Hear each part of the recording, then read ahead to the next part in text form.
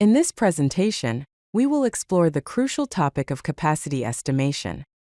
Capacity estimation involves calculating the required storage, bandwidth, and compute resources needed for a system or application to operate efficiently.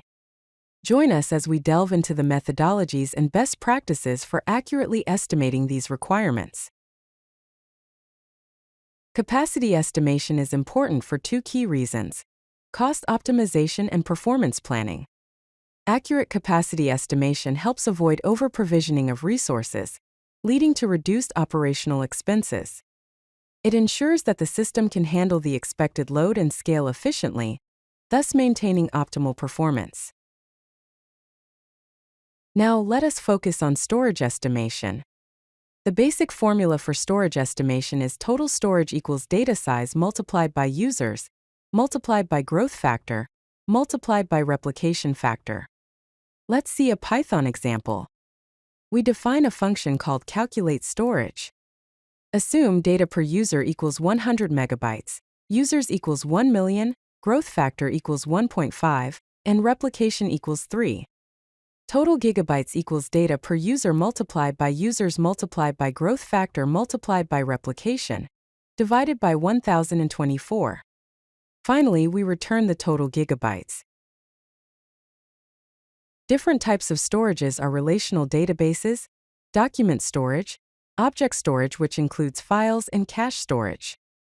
Key considerations include data growth rate, backup and replication, data compression, and archival policies. Let us shift our focus to bandwidth estimation. The basic formula for bandwidth estimation is bandwidth equals request size multiplied by requests per second, plus response size multiplied by requests per second, the whole multiplied by peak factor. Here is an example of how to calculate this in Python. We define a function called calculate bandwidth. Assume average request size equals 2 kilobytes, average response size equals 50 kilobytes, requests per second equals 1000, peak factor equals 3.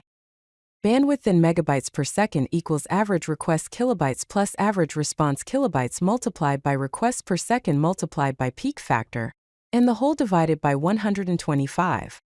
Finally, we return the bandwidth in megabytes per second. There are several traffic patterns. They are peak versus average, time-based spikes, geographic distribution, and device type variations.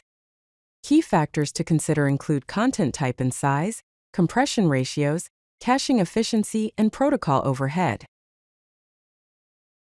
Moving on, let us understand the process of compute estimation.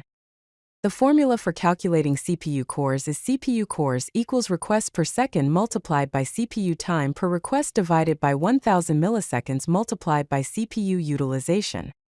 The formula for calculating memory is memory equals base plus concurrent users multiplied by memory per user. Let us see how this is done with Python. Define a function called calculate compute. Assume requests per second equals 1000, CPU time in milliseconds equals 50, CPU utilization equals 0.7. Cores needed equals requests per second multiplied by CPU time in milliseconds divided by 1000 multiplied by CPU utilization. Also assume concurrent users equals 10,000 and memory per user and megabytes equals 2. Memory in gigabytes equals concurrent users multiplied by memory per user and megabytes divided by 1024. Finally, we return the cores needed in memory in gigabytes. Some best practices are: monitor and measure, start conservatively, plan for growth, and do regular reviews.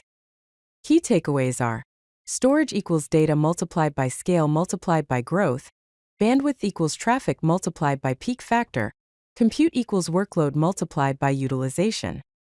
Always plan for peak load. If you like this video, hit that like button and don't forget to subscribe. Visit CodeLucky.com for more such useful content.